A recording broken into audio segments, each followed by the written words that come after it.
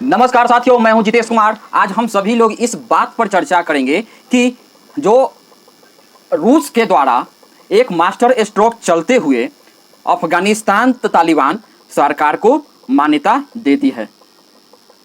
हम सभी लोग जानते हैं कि जब से अफगानिस्तान के अंदर वहाँ 20 सालों से अफगानिस्तान के अंदर अमेरिका के सैनिकों के द्वारा, नाटो के जितने भी सैनिक थे उसके द्वारा अफगानिस्तान को अपने अंडर लेकर तालिबान की सरकार को एक डेमोक्रेटिक प्रोसेस के द्वारा वहां सरकार चलाई जा रही थी। लेकिन जब पिछले साल डोनाल्ड ट्रंप आते हैं और तो आने के साथ ही इस बात पे वे विचार करना स्टार्ट करते हैं कि अब किसी भी प्रकार से हम सभी लोगों को बात विचार के द्वारा, क्योंकि अफगानिस्तान में रहने से अमेरिकन फोर्सेज को कुछ मिल नहीं रहा था और वहाँ पर सिर्फ खर्चा बढ़ रहा था, तो इस तरह के कार्य को देखते हुए डोनाल्ड ट्रंप ने खुद यह पिछली बार जब यह फैसला लिए कि हम जो अमेरिका के सैनिक हैं उनको अफगानिस्तान से निकल जाना चाहिए। हम सभी लोग जानते हैं कि कतर में तालिबान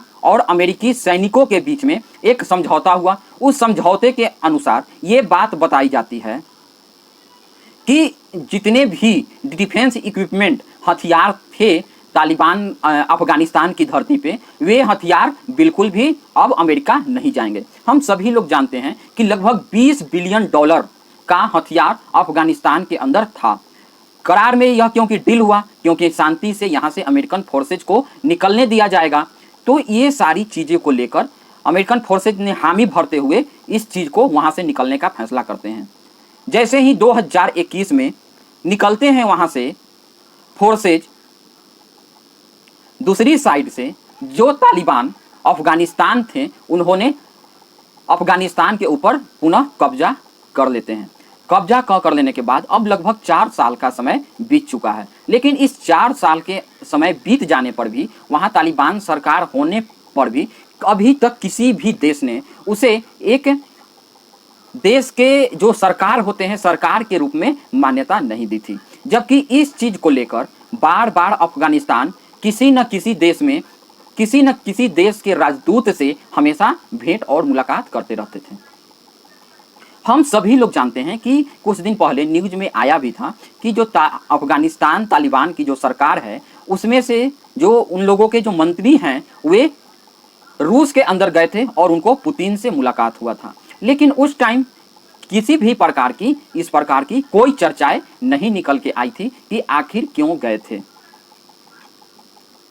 अब यही सब चीज़ों को देखते हुए रूस ने एक मास्टर स्ट्रोक चलते हुए तालिबान अफगानिस्तान तालिबान को एक सरकार की मान्यता दे दी है। अब ये क्वेश्चन यहाँ बनेगा कि आखिर उसको एक देश के रूप में, एक सरकार के रूप में मान्यता देने से आखिर अफगानिस्तान के लोगों को क्या फ़ायदा होगा। तो देखिए होता क्या है कि अभी जितने भी UN समिट हो गए और उसके बाद बहुत सारे जो इंटरनेशनल प्लेटफॉर्म हैं, जहाँ तक की बात है कि अभी तक अफगानिस्तान तालिबान वहाँ पर अपना बिल्कुल भी उपस्थित नहीं था, क्योंकि कोई भी उसको एक सरकार के रूप में मान्यता नहीं दी हुई थी। उसको अभी तक सभी लोग इसी रूप में मान्यता दिए हुए थे कि अभी यह एक कब्जा ग्रुप है जो अफगानिस्तान तालिबान अफगानिस्तान देश पे कब्जा करके बैठी हुई है। अब दूसरी बात ये आती है कि मास्टर स्ट्रोक रसिया के द्वारा कैसे कहा जा सकता है। तो इसके लिए हमको थोड़ा सा पीछे की ओर इतिहास में जाने की बात है। देखिए बात है उस टाइम की जब पूरे विश्व में ब्रिटिश जो साम्राज्य थे, ब्रिटिश साम्राज्य जब भारत पे था, अधिकतर देशों पे उन लोगों ने अपना कॉलोनी बनाए हुए था। तो उस कॉलोनी में ही क्या होता था कि जब भी वे जाते थे तो वह देश को ऐसा तोड़ते थे कि देश का आधा हिस्सा उस पार्ट में और आधा हिस्सा इस पार्ट में रह जाता था। तो आप जान रहे होंगे कि इसी प्रकार से आज पाकिस्तान और अफगानिस्तान के डोनर लाइन को लेकर हमेशा एक विवाद बना हुआ रहता है। अफगानिस्तान सरकार उसको मानती नहीं है और पाकिस्तान सरकार उस पर अपना ज़बरदस्ती वर्चस्व दिखाना चाहता है। उसी साइड हम बताते हैं कि जब पूरे ये जो एशिया वाला जो साइट है, ये साइट जब यूरोपियन कॉलोनी यहाँ से चले जाते हैं, तो यूरोपियन कॉलोनी जाने के बाद पूरे देश क्या होता है कि यूरोपियन कॉलोनी के टाइम में भी, जब यूरोप में जब ब्रिटेन इसको अपना कॉलोनी बनाए हुए था, तो ब्रिटेन की सेना 2 बार अफगानिस्तान के ऊपर हमला करती है।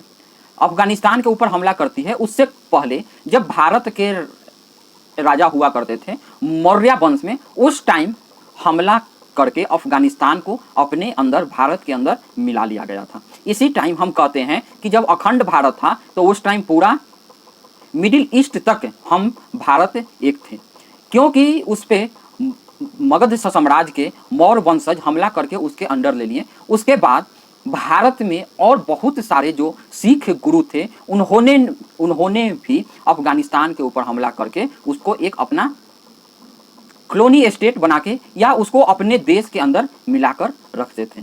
उसके बाद समय का परिवर्तन होते जाता है और वहाँ पे कट्टरपंथी ज़्यादा बढ़ते जाती है, क्योंकि वहाँ अब इस्लाम मिडिल ईस्ट से उठकर उन सारे देशों को गुलाम बनाते चल जाते हैं। उसी आज गुलाम बनाए हुए देशों में आप जितना भी मिडिल ईस्ट के कंट्री हैं वह अधिकतर जो सारे के सारे इस्लाम के गुलाम देश बने हुए हैं।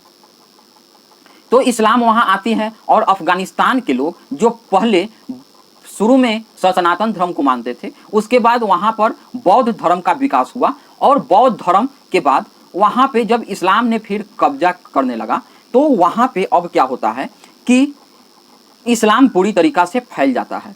अब जो लोग पहले से ही, क्योंकि वे सारे एरिया आप अगर ठीक से देखिएगा तो वह एक कव्वाली टाइप का एरिया है जहाँ पे लोग छोटे छोटे कबीले में रहना पसंद करते थे और आज भी उसी प्रकार से कबीले में ही वे लोग रहते हैं, क्योंकि कबीले में रहने के कारण उनको पहले से ही हिंसा, उनको खाने के लिए भी पशु पक्षियों के साथ हिंसा बार बार करना पड़ता था। तो और दूसरी बात, उनको जो और इस चीज़ में हवा दिया उसका, जब इस्लाम आया तो उनको इस चीज़ को और हवा दिया। दूसरी बात हम बता दें कि अफगानिस्तान ज़्यादातर पठारी क्षेत्रों से बना हुआ है। अब पठारी क्षेत्र से बना हुआ है तो जो लोग लोकल वहीं के रहने वाले हैं वे लोग तो पूरे पठारी एरिया के बारे में, अपने देश के बारे में जानते हैं या उस क्षेत्र के बारे में जानते हैं, लेकिन जो सैनिक बाहर से उस देश के अंदर आते हैं तो वह उस एरिया को नहीं जान पाते हैं और वहाँ पे गोरिल्ला टैक्टिक्स के द्वारा हमला करके अभी उसके बाद मौर्य साम्राज्य और सिख महाराज के बाद उन पे और कोई अभी तक जीत नहीं पाया है, क्योंकि गोरिल्ला टैक्टिक्स में वे लोग माहिर हुआ करते थे। अब आती है बात सोवियत संघ की। तो जब 2 बार ब्रिटिश गवर्नमेंट भी उस पर हमला करता है तो तीसरी बार वहाँ पे अफगानिस्तान के जो कबीले वाले होते हैं उनके साथ समझौता किया जाता है कि आप बॉर्डर लाइन एक प्रकार से हैं, आपके द्वारा कोई अंदर नहीं आएगा। ये सब बारी जब हो जाती है, अच्छा वे इस प्रकार के क्यों किसी के साथ वह एग्रीमेंट कर रहे थे? एग्रीमेंट करने का कारण था कि सोवियत संघ जो था, अफगानिस्तान के जो बॉर्डर लगता था वह उस टाइम के सोवियत संघ के साथ लगता था। आज जितने भी आप देश देखते हो, उधर कर्जिस्तान हो गया, कुर्दिस्तान हो गया, यूक्रेन हो गया, ये सारी के सारी जितने भी आप देश आज के टाइम में देख रहे हो, क्योंकि 15 देशों का एक समूह जो था वह सोवियत संघ हुआ करता था और उसका बॉर्डर अफगानिस्तान से लगता था। तो अब क्या होना था कि सोवियत संघ के लोग अफगानिस्तान को अपने कम्युनिस्ट विचारधारा के अंदर मिलाने के लिए अफगानिस्तान के ऊपर सोवियत संघ उसके अंदर आ जाते हैं। और आने के पीछे का कारण ये था कि जो अफगानिस्तान के राजा थे पहले, उन राजा ने अफगानिस्तान से बहुत ही ज़्यादा रूस से, जो कि सोवियत संघ हुआ करता था और उनके बॉर्डर पर था, उनसे बहुत प्रभावित हुआ करते थे और अफगानिस्तान के अंदर पूरी तरीक़ा से मॉडर्नाइज ज़िंदगी जीने के लिए वह जो राजा थे लोगों को छूट दिया करते थे। वे बताया जाता है कि अफगानिस्तान के लिए लगभग 40 साल का शासक था उनका और उसको वह स्वर्ण युग बताते हैं। वहाँ पर हर तरह के मॉडर्नाइजेशन अलाउ था, छोटे कपड़े पहनना, लड़कियों को कॉलेज जाना, हिजाब जैसी कोई मान्यताधारी थी नहीं, किसी के साथ मार्केट ये सब में जाना अलाउ नहीं था। लेकिन दूसरी साइड अब क्योंकि जो अमेरिका था और यूरोपियन यूनियन, उनको ये बात बिल्कुल भी पसंद नहीं आ रही थी। क्यों? क्योंकि ये नहीं चाहते थे कि अफगानिस्तान भी कम्युनिस्ट जो पार्टी है उनके वर्चस्व में आ जाए, उनके बहकावे में आ जाए। इसी चीज़ को रोकने के लिए अब एक साइड से जो अमेरिका है अपने CIA के द्वारा, वहाँ के जो इंटेलिजेंस ऑफिसर हैं वहाँ जो, उसके द्वारा अफगानिस्तान के अंदर अब वह कोविड ऑपरेशन करवा के किसी भी प्रकार से सोवियत संघ को वहाँ पे आने से रोकना उनका मूल मकसद था। अब इसी चीज़ को लेके CIA ने पाकिस्तान के अंदर बहुत सारे फंडिंग करता है और सऊदी अरब को साथ मिलाकर सऊदी अरब से भी फंडिंग करवाया जाता है। जितने भी उधर इस्लामिक कंट्री हैं उनसे उनको फंडिंग करवाया जाता है और ये बात सिखाया जाता है कि आज जो ये मॉडर्नाइजेशन हो रहा है वह इस्लाम के खिलाफ है। ये कौन बता रहा है? ये अमेरिका बता रहा है, जो कि आज कहता है कि हम मॉडर्नाइजेशन के साथ हैं, लेकिन उस टाइम जब अफगानिस्तान मॉडर्नाइज हो रहा था तो अमेरिका को तकलीफ थी। क्यों तकलीफ थी? क्योंकि वह सोवियत संघ के साथ मिलना चाहता था। इसीलिए हम बता दें कि किसी भी देश के लिए सिर्फ उसके अंडर रहना ही उसके लिए मायने है और बाकी उसको किसी भी प्रकार के किसी चीज़ से कोई मतलब नहीं है।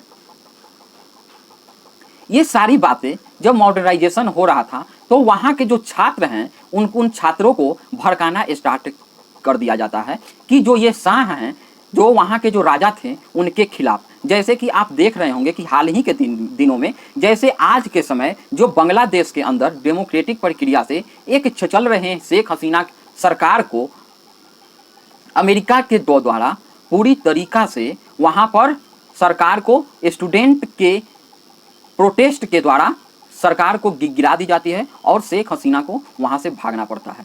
उसी प्रकार से उस टाइम अफगानिस्तान में भी जो छात्र हुआ करते थे, उसको उर्दू में तालिबेलम बोला जाता है छात्र को, तो छात्र को भड़काकर सोवियत संघ के साथ के विरोध में और उसके राजा के विरोध में उनको प्रति जब भड़काया जाता कि ये इस्लाम के खिलाफ है, तो वहाँ के लोग भड़क उठते हैं और वही जो तालिबेलम थे, जो स्टूडेंट थे, वही हिंसा पे उतर आते हैं और वहाँ के राजा चेंज हो जाते हैं।